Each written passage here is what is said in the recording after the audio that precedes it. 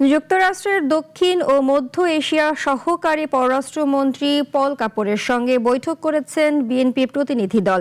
রাজধানীর গুলশানে যুক্তরাষ্ট্রের রাষ্ট্রদূতের বাসায় এই বৈঠক অনুষ্ঠিত হয়। বৈঠক শেষে বিএনপির স্থায়ী কমিটির সদস্য মঈন খান সাংবাদিকদের বলেন, দুই দেশের পারস্পরিক বিষয় নিয়ে আলোচনা হয়েছে। বিস্তারিত রাশেদুল কাদেরের রিপোর্টে। গুলশানে মার্কিন রাষ্ট্রদূতের বাসায় দেশটির দক্ষিণ ও মধ্য এশিয়া বিষয়ক পররাষ্ট্রমন্ত্রী পল কাপুরের সাথে বৈঠক করে বিএনপি। আর এতে বিএনপির পক্ষ থেকে দলটির সিনিয়র নেতা ডক্টর আব্দুল মঈন খানের নেতৃত্বে ৫ সদস্যের প্রতিনিধি দল অংশ নেন। বৈঠকের পর আব্দুল মঈন খান সাংবাদিকদের বলেন, বিভিন্ন দেশের সাথে পারস্পরিক সম্পর্ক, বিশেষ করে যুক্তরাষ্ট্রের সাথে সম্পর্ক নিয়ে আলোচনা হয়।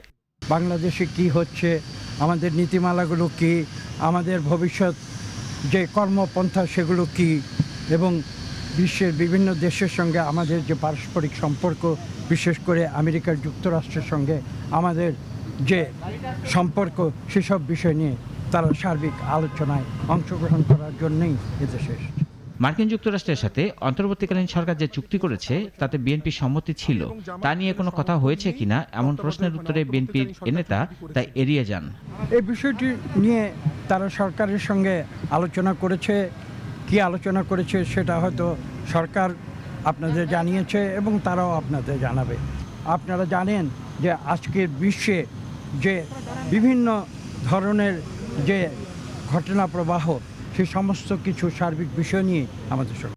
বৈঠকের পর যুক্তরাষ্ট্রের দক্ষিণ ও মধ্য এশিয়া বিষয়ক সহকারী পররাষ্ট্রমন্ত্রী পল কাপুর জিয়া উদ্যানে আসেন।